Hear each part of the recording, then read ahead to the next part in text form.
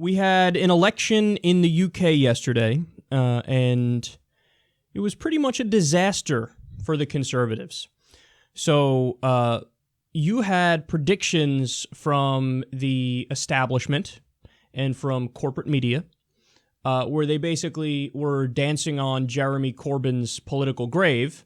In fact, people in his own party, the Labour Party, who are more establishment, have been shitting on him publicly for a long time now, saying that leadership under him is a disaster, and there's no doubt that Labour will be wiped out across the board, and that there's no way they're going to gain seats, and the Conservatives are going to continue to have a giant stronghold on politics in the country. And what happened is all of the critics, all of the establishment shills were proved incorrect. So this is Axios reporting. Let me tell you what they say here. The political future of the United Kingdom is up in the air after Prime Minister Theresa May failed to win a majority in a snap election she called herself, expecting to expand the Conservative mandate heading into Brexit negotiations. Okay, let me pause there. Think about that.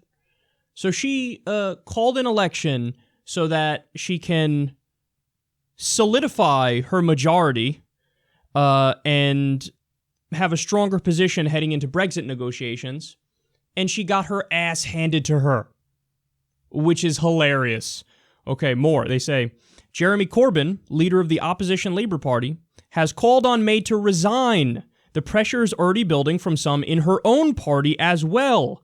The Conservatives are projected to win 318 seats, 8 shy of a majority, down 15 seats from the 2015 result. I'm going to give you the more solid numbers later because this article is from last night. What's next? The Conservatives will try and form a minority government or a formal coalition with the Democratic Unionist Party of Northern Ireland. That's a right-wing party, by the way. Don't be fooled by the name. Which won 10 seats, playing a key role in either arrangement. If the solution doesn't prove stable, the UK could be in for another election before long. Big takeaways. This is a huge victory for Corbyn, who has been ridiculed even within his own party since snatching the leadership in 2015 as a fringe figure, leading Labour into irrelevance. His position is greatly strengthened. Nick Clegg, former Deputy Prime Minister and leader of the centrist Liberal Democrats, lost his seat. All right, let me pause on that one for a second. So Nick Clegg is a big name and big figure in UK politics, and there's a lot of people who say, even from within the Labour Party, like Tony Blair and his ilk, they say, well, I mean, come on, we need to move to the right in order to be serious and in order to be legitimate. So these are like the corporatists, the neoliberals in the UK. And the idea is, oh, we got to be more like, like Nick Clegg and the Liberal Democrats who are a centrist party. So that's what we got to go more in that direction to be serious. Well, that guy who was a big figure in UK politics just lost his seat. So that seems to be a strong rejection of that idea that Labour needs to move to the right. Boy, doesn't that sound familiar? With the Hillary Clinton wing in the Democratic Party always, we got to go right. We got to go right. Look, we got to be more like Joe Manchin. That's the idea. That's how we win. They say from the Financial Times, Robert Shrimsley, quote, it's almost as if Theresa May looked at Hillary's campaign and said, let's do that. If May does not hold on, she would be the shortest-serving prime minister since the 1920s. Okay, so let me give you the overall breakdown here in terms of the numbers. Labour has 261 seats. The Conservatives now have 318 seats. They lost a majority. That's a big deal. That's a huge deal. And there was a pickup of 29 seats. Labour picked up 29 seats. The Conservatives lost 12. Now, Theresa May was on Twitter not that long ago saying, if I lose more than 6, it won't be me negotiating Brexit with other European countries. Interesting. You lost double 6. You lost 12 seats. So tick-tock, bitch. We're waiting. What are you going to do? You going to step down? Not only did Corbyn tell her to step down, people from within her own party were like, you should step down. This is kind of an embarrassing loss. And again, Labour picked up 29 seats. So what, led to Labour's incredibly strong showing here? Better than any of the establishment sellouts predicted. Well, a lot of it had to do with the youth vote. The youth vote came out in droves for Jeremy Corbyn. So this is the same kind of thing. You had people tweeting last night, again, a whole nother round of Bernie would have won. Because Corbyn is described by many, somewhat accurately, even though he's to the left of Bernie, as the UK's Bernie Sanders. So everybody in the establishment was like, oh no, too far left. You're never going to do well with him. But now Labour picked up more seats in this election than they did in at least the last 40 years. So wowzers is all I have to say to that. Now, youth came out in droves for him. You know what that means? Well, this generation is like the we don't fuck around generation. So, we in the U.S., we kind of learned our lesson with Obama. With the hope and change. Yes, I'm for good things and against bad things. And then he was just kind of a standard centrist, corporatist neoliberal. Did some good things, but did a lot of bad things. So now there's this, bubbling sentiment among young people who are overwhelmingly left-leaning of, shut the fuck up with the political talk and tell me what you are going to do. Give me the exact policies, the specifics. I want to read about it. I want to know about it, and I'm going to hold you to it. Well, what did Jeremy Corbyn do? That's exactly the kind of campaign he ran. So let me give you, this is just some of the Labour Manifesto that they released. So this is like their party platform and what they plan on doing. And you tell me how this sounds. So first things first, they want to scrap student tuition fees. Yeah, that's going to be pretty popular now, isn't it? That's going to be pretty popular among young people. Scrap student tuition fees. They want to nationalize England's 9 water companies.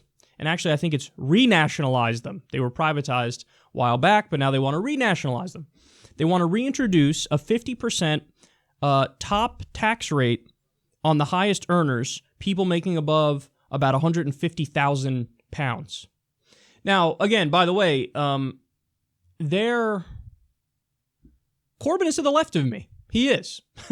I mean, but that's fine. It's nice when there are people who are actually to the left of me, because in U.S. politics, certainly in the spectrum that rules the day in Washington, D.C., I'm viewed as far left as can be, and I'm fairly internationally centrist. So I'm not sure I even agree with that.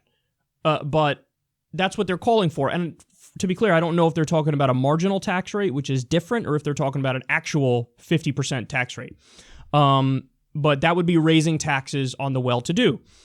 They want more free childcare, expanding free provisions for 2, 3, and 4-year-olds. They want a guaranteed triple lock for pensioner income, so protect pensions, no cuts. They want to hire 10,000 new police officers and 3,000 new firefighters. They want to bring the railways back into public ownership. Those were privatized, and it's been a disaster, and now they want to renationalize them. They want to create at least one publicly owned energy company in every region of the UK.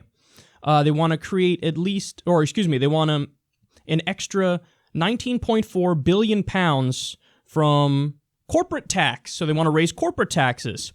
They want to deliver universal superfast broadband availability by the year 2022.